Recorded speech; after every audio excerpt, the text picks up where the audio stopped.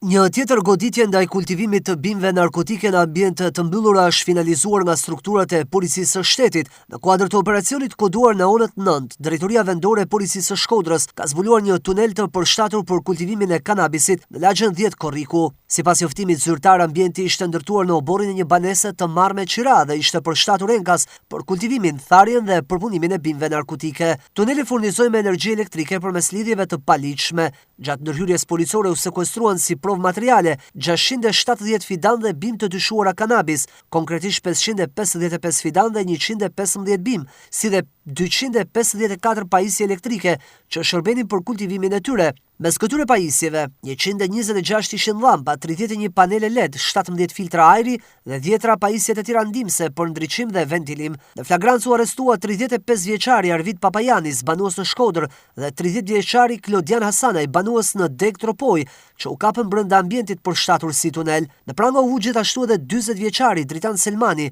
Në vijim të hetimeve u arrestuan një punonjës dhe u proceduan penalisht 3 të tjerë të OSHE për shpërdorim detyre, pasi dyshohet se kanë lejuar dhe nuk kanë parandaluar lidhjen e paligjshme të energjisë elektrike. Policia bën me dije se ky është rasti 14 i goditur në kuadër të operacionit në Onët, që synon evidentimin dhe shkatrimin e ambienteve të mbyllura që përshtaten për kultivim të kanabisit. Operacioni u zhvillua nga Drejtoria Vendore në bashkëpunim me Komisariatin dhe me mbështetje të forcave shqiponja, ndërsa dosja hetimore i ka kaluar tashmë prokurorisë për dokumentimin e plotë të kësaj veprimtarie kriminale dhe për identifikimin e personave të tjerë të përfshirë në të.